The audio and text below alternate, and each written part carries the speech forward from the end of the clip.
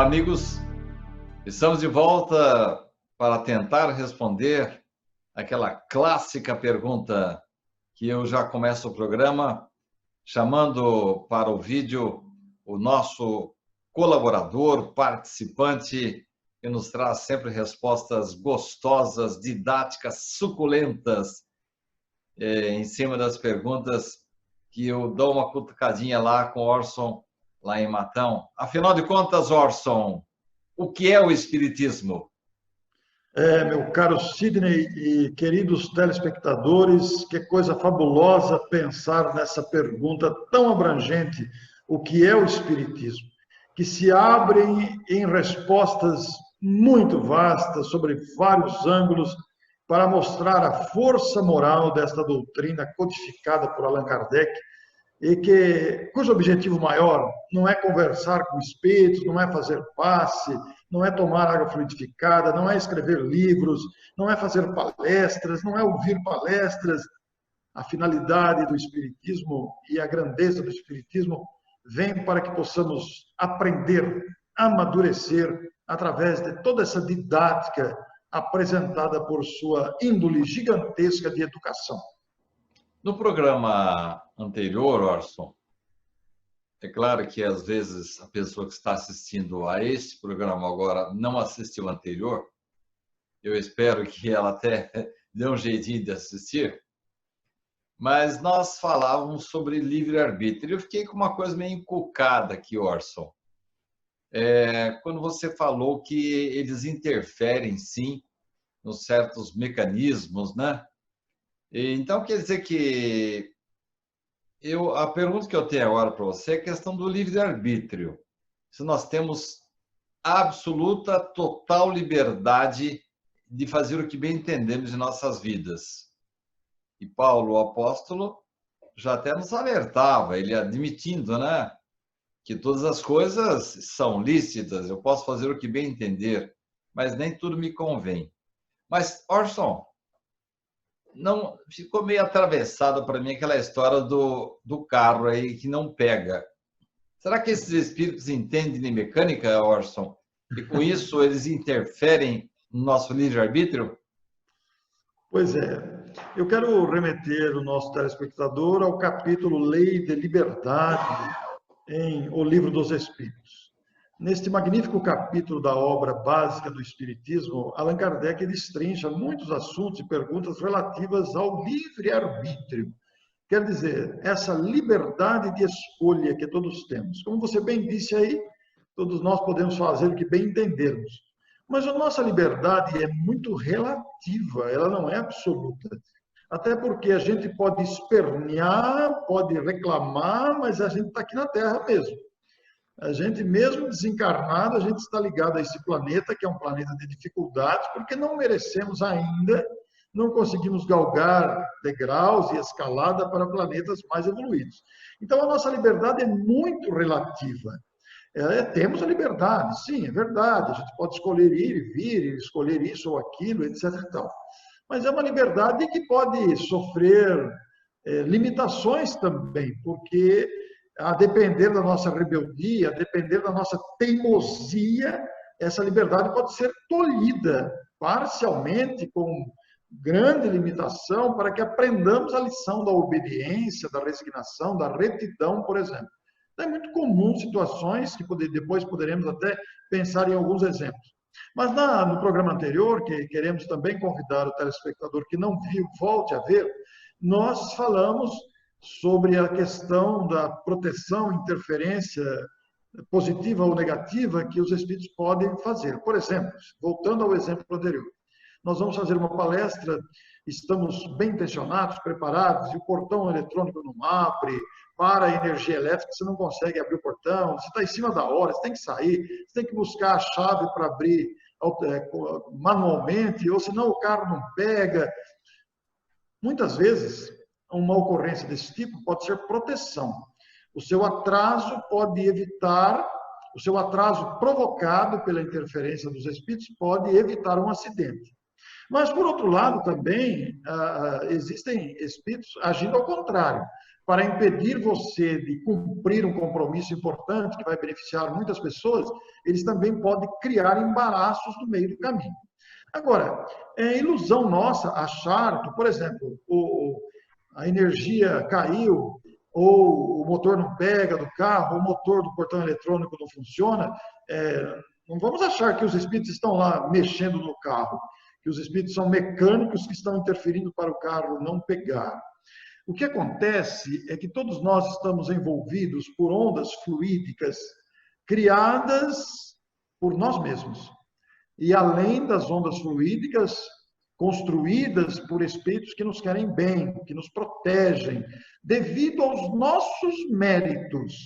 Então, em função da nossa ação esforçada, continuada no bem, no interesse de outras criaturas, no interesse de ideais humanitários, não necessariamente religiosos, a nossa continuidade nas ações cria em torno de nós uma onda de proteção, uma onda de amparo. Então, naquele momento que você vai se sujeitar a um acidente, que vai ocorrer, o acidente vai ocorrer, e você não merece passar por aquele acidente, não está na sua programação ou na sua necessidade de aprendizado, passar por aquela ocorrência desagradável, então as circunstâncias fluídicas à sua volta determinam a paralisação momentânea de mecanismos que pudesse pôr você fora de casa.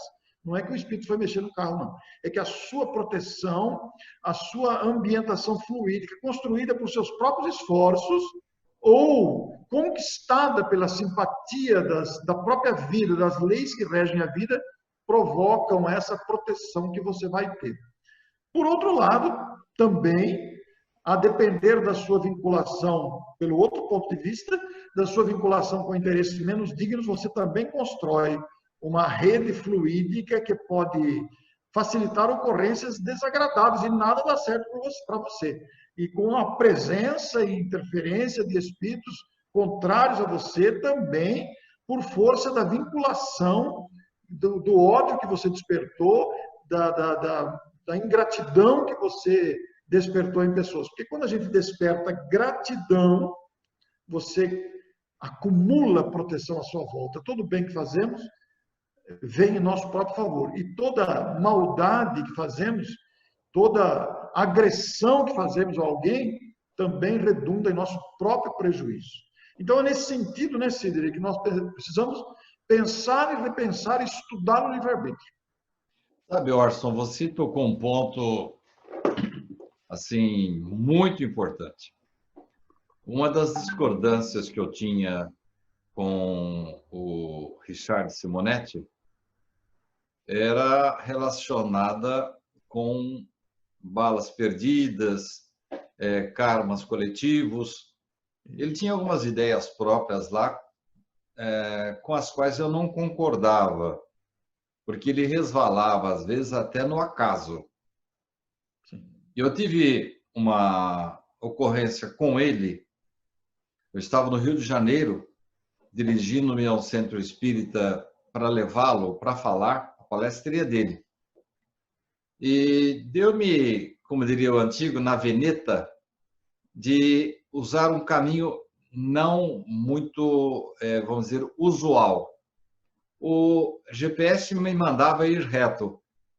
Eu vou pela direita aqui, contornei e cheguei lá no centro. Uma época que não tínhamos celulares ainda, ou pelo menos não tínhamos disponíveis. Quando chegamos lá, o pessoal, nossa, tá tudo bem com vocês? Tudo bem? Ué, por que não haveria de estar? Não, é que o caminho por onde vocês iriam passar estava havendo um conflito entre policiais e traficantes. E vocês poderiam, talvez, ser objetos de uma bala perdida ou coisa assim. Então, isso que você falou, eu aceito plenamente.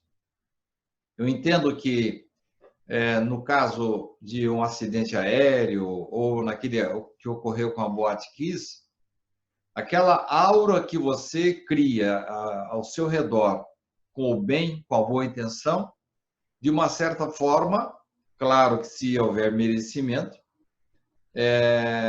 exime-o daquela situação. Vou emendar para uma outra questão. Eu estava para sair de Bauru para fazer uma palestra fora, e até para evitar esses transtornos a que você mencionou aí, porque essa história de que o carro não pega, o computador desliga, ou a lâmpada não acende, eu previno isso chegando geralmente com 1 hora de antecedência ao local da minha palestra. Em 1 hora, em 10, 15 minutos, você monta tudo. Se dá tudo certo. Se não der, você tem mais 45 minutos para consertar. Então, eu sou meio mineiro, sabe? O mineiro não perde hora, não perde trem, ele sai mais cedo.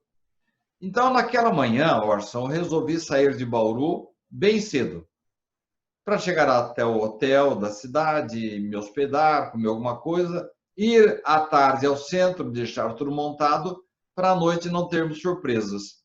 E mesmo assim, você sabe, ainda temos surpresas. Sim. Pois bem, me levantei, minha esposa disse, mas você já está indo? Bem, você sabe que eu gosto de cedo. Ah, não vai agora não. Vai depois do almoço. Ué, por quê? Tive um sonho aí meio estranho. Deixa para ir depois do almoço. Concordei com ela. Tinha tempo livre. Orson, a hora que eu passei aqui na saída de Bauru, nas proximidades do hospital da Unimed, Sim. havia ocorrido um acidente espetacular com vários carros, inclusive, que pegaram fogo, mais ou menos no horário em que eu iria passar por ali. Pois é. Pois é, Cid. A intuição da tua esposa, a ação dos benfeitores, eximiu você de passar por isso. Porque isso não significa que a gente tendo mérito, a gente não vai passar dificuldade. Porque às vezes a dificuldade está na nossa necessidade. Então, às vezes, pessoas que se envolvem com grandes causas e são benfeitores de outras, também passam os seus problemas, suas dificuldades, seus desafios, porque nós estamos num mundo onde nenhum de nós está credenciado à condição de superior. Somos todos criaturas em processo de aprendizado, estamos sujeitos a muitas coisas, mas toda ação no bem cria proteção, né? Toda ação no bem desperta simpatia. Daí a importância da gente semear, não com o interesse de ser protegidos. Se tivermos o interesse de angariar proteção, já anulou o mérito. É preciso trabalhar com desinteresse. É preciso agir na direção do bem, sem esperar nada em troca. Essa troca ela vem espontaneamente. Mesmo assim, o Richard dizia que a gente começa fazendo bem por interesse, né? E depois passa a fazer por dever. Aí a gente já tem o dever. E lá, oi? Aí já tem o dever mesmo, a gente adquire consciência. Né? E depois lá na frente passa a fazer por amor. E ele dizia assim, bem descontraídamente, não tem importância não. No começo é assim mesmo. No começo a gente faz o bem por interesse, está pensando só em si mesmo. Não, mas vai fazendo. Vai fazendo que lá na frente vai virar por dever, depois por amor. Orson, permita-me que eu retorne mais um bocadinho na questão do livre-arbítrio. Você deu uma raspadinha aí na resposta que eu queria que você tivesse dado sobre a questão de ele ser absoluto ou não. Ora, se eu, numa encarnação, o corpo que me é dado de presente para essa encarnação, se ele vem com alguma limitação, Orson, eu automaticamente estou com o meu livre-arbítrio, vamos dizer assim, limitado.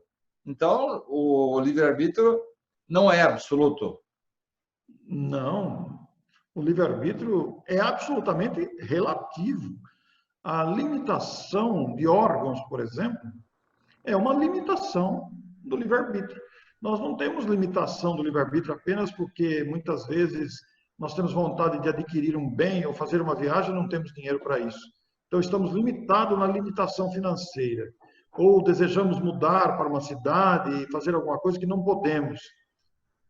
mas a limitação ela se apresenta também em outros aspectos. Então, se você foi uma pessoa rebelde, se você usou mal a sua inteligência para prejudicar os outros, para manipular interesses nos bastidores, para corromper, você poderá ter, numa próxima encarnação, uma limitação intelectual. Se você usou a sua voz para difamar, para caluniar, você poderá ter uma limitação vocal. Se você usou seus olhos para espionar, para fazer disso motivos de escândalo, você poderá ter uma limitação visual. Se você usou sua mão para agredir, para bater, para assinar decretos, para assinar, fazer cartas falsas, você poderá nascer sem mão. Mas isso não significa que isso é absoluto. Ah, eu nasci sem a mão, por exemplo. É porque não necessariamente, a gente não pode generalizar isso. A pessoa nasceu com mudez, ou com deficiência auditiva, ou com deficiência visual. Isso não significa, em absoluto, que a pessoa abusou desses recursos em vidas anteriores. Pode ser, sim, uma das causas, mas pode ser também uma limitação imposta ou pedida ou solicitada em virtude de outras necessidades que nós estamos longe de dimensionar, mas é uma limitação do livre-arbítrio. O abuso de autoridade, o abuso da liberdade, a exploração de terceiros, pode fazer limitações. Imagine um homem que abusa sexualmente de várias mulheres, violenta mulheres, ele poderá renascer com limitações genéticas na área da sexualidade. Então, tudo isso está envolvido. Nós vemos, por exemplo, pessoas que desviam dinheiro público, pessoas com poder de manipular grandes quantias, autoridades ou políticos ou governadores ou pessoas com grande poder de manipulação de recursos que desviam para proveito próprio recursos que seriam para beneficiar a coletividade. Poderão renascer em condições de severas limitações financeiras, em lugares miseráveis, não tendo, passando necessidade de toda a ordem. Isso não significa também que aqueles que estão passando necessidades materiais severas atualmente tenham abusado dessas condições. Porque há um detalhe importante em tudo isso, Sidney, nas limitações presentes. Nós não conhecemos o histórico. Eu e você estamos nos vendo aqui. Os telespectadores estão nos assistindo, estão ouvindo essas reflexões. Muita gente nos conhece porque somos figuras públicas, estamos fazendo palestras, estamos em várias cidades, em vários centros, em vários lugares, simultaneamente, em vários dias, agora limitados em casa e atuando na internet. Muita gente nos conhece. Nós não conhecemos todos que estão nos vendo, conhecemos muita gente também, mas nenhum de nós sabe o histórico do outro. E esse histórico inclui a necessidade, a capacidade, os conteúdos, as perspectivas. Nós não sabemos. Nós nos vemos na aparência apenas. Conhecemos superficialmente, mas não conhecemos nem a nós mesmos interiormente. O que dizer os outros? Sabe que você tocou num ponto aí de um artigo que eu escrevi há poucos dias. E sabe quando uma frase fica assim na sua cabeça, coisa de infância, de adolescência, e eu me lembrava de uma frase de Emmanuel, mas não sabia onde estava. E aí, felizmente, eu consegui achar. E ela diz exatamente isso. Eu queria encontrar essa frase. E, em resumo, ela dizia mais ou menos assim: você não conhece a história dele desde o começo. Eu achei essa frase de Emmanuel assim primorosa, né? É uma pessoa que estava reclamando muito de uma outra, ou então estava alimentando uma ojeriza, um ódio muito grande, uma repulsa em relação a um espírito obsessor. E Emmanuel diz assim: tome cuidado. Você não conhece a história desde o princípio. E aí Emmanuel mostra que aquele processo obsessivo que estava ali, é claro que não poderia ser justificado de forma nenhuma, mas poderia ser explicado, né? E aí Emmanuel conta toda a história, né? Em que o obsessor, numa vida anterior, teria sido objeto assim de barbaridades da parte da vítima, né? Então, a gente não conhece a história desde o começo, né, Orson? Então, Sidney, isso aí se liga ao livre-arbítrio, né? Porque nós somos pródigos em julgar. Nós vemos as situações, vemos as pessoas, vemos as ocorrências e já fazemos o nosso julgamento. Esses julgamentos, eles podem ser considerados levianos e precipitados, porque nós não estamos no contexto da pessoa. Cada criatura tem o seu contexto próprio, cada um tem uma história diferente, de circunstâncias tão variadas ao infinito. As variações das vidas individuais são muito variadas. Cada um passou por momentos e circunstâncias que o levaram a tomar essa ou aquela decisão, a fazer essa ou aquela escolha, que nós não podemos padronizar. Porque aí voltamos à pergunta do programa anterior: qual a finalidade de viver? Porque notemos, cada um de nós tem uma história própria, que vem das nossas bagagens, da nossa formação, das nossas experiências, carreadas com as nossas necessidades do passado e de agora, que criam situações muito diferentes, que levam as pessoas a tomarem decisões muito variadas. Então, não dá para julgar, não dá para querer entender, porque nós não conhecemos a história desde o começo. Orson, sob pena de nós ficarmos nesse programa apenas em torno desse assunto, eu quero contar para os telespectadores uma história que provavelmente você conhece, que nos foi trazida por aquele médico psiquiatra que está fazendo um trabalho extraordinário, um estudo muito importante em torno da epífise e da alma humana, por extensão, o Dr. Sérgio Felipe, que você deve conhecer muito bem. E ele conta uma história que eu sei que você conhece, Orson, mais ou menos assim, de que um rapaz traficante, ele fez todas as barbaridades que o livre-arbítrio dele permitiu, acabou morrendo muito cedo. A mãe, prestimosa, orando muito, uma pessoa ligada ao bem, ainda viveu um certo tempo. Então, a colocação aqui do Dr. Sérgio é mais ou menos assim, drástica. O filho foi para o inferno. E a mãe, prestimosa, desencarnou bem mais adiante, foi para o céu. E quando a mãe morreu, ela chega lá e pergunta para o mentor: olha, você vai para o céu, viu? O mentor diz para ela: ah, que bom. Cadê meu filho? Ah, está lá no inferno. Ah, quero falar com ele. Não pode. Então tragam aqui. Não pode. Então o Sérgio está dizendo o seguinte: pelas convenções atuais, nós estaríamos diante assim de uma fragorosa injustiça de Deus. Uma mãe não pode ter contato com o filho, não é por algum tempo, não. É pela eternidade. Então, Sérgio aí volta assim. De repente, surge uma outra possibilidade. Você quer voltar a ter contato, ver seu filho? Quero. Você está disposta a nascer de novo e recebê-lo novamente como seu filho? Claro que eu quero. Então, ela renasce, depois o filho renasce através dela, mas só que ele renasce na condição de paraplégico. Como é que se encaixa aí a questão do livre-arbítrio, Orson? Porque ele não vai ter muito livre-arbítrio, não, hein? Não vai poder andar por aí, mexer com drogas. Pois é, essa conhecida história que se repete em outras situações muito semelhantes, né? Mostra o que é a liberdade.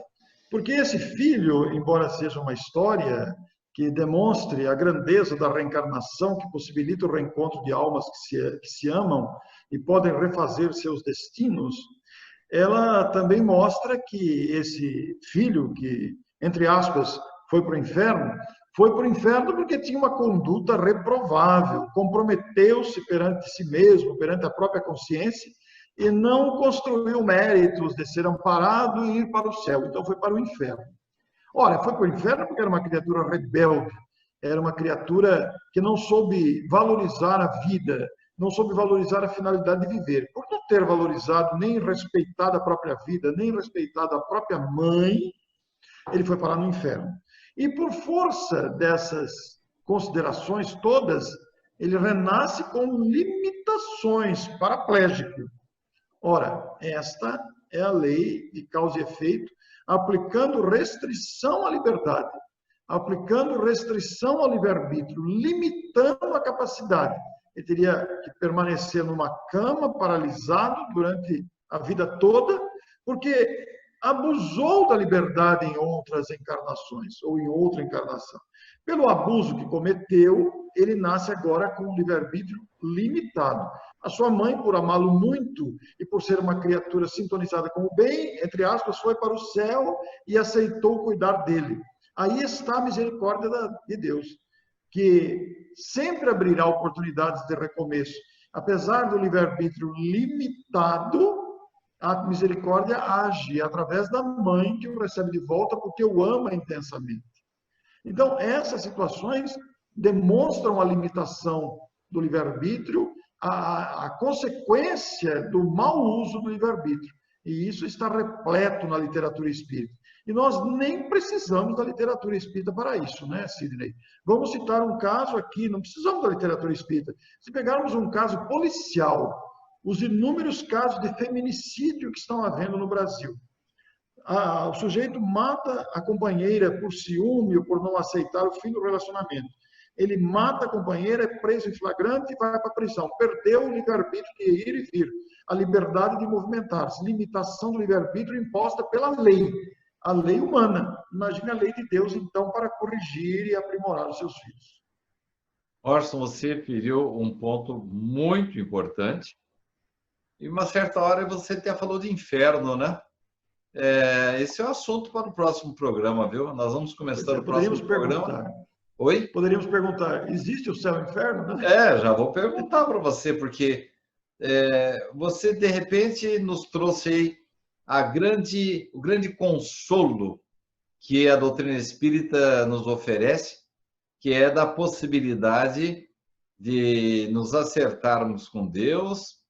E o filho desta hipotética senhora não tem por destino o inferno eterno, e o Espiritismo nos mostra o quanto Deus é generoso, mas essa história do inferno não ficou bem contada, não, Orson. Obrigado pela sua presença. No próximo programa já vamos começar cutucando essa questão do inferno aí. Que bom, Sidney. É um assunto empolgante falar sobre o céu e o inferno, porque é um assunto que está cristalizado na mente humana. Tem muita gente que acredita no céu, tem muita gente que acredita no inferno e acredita no diabo. Então vai ser um belo tema. Muito obrigado, Orson, pela sua presença. Eu que agradeço. O que é o Espiritismo? Até o próximo programa. Obrigado a você que esteve conosco até agora. Nós estaremos de volta na próxima semana. E eu vou continuar perguntando para o Orson, afinal de contas, o que é o Espiritismo? Até lá.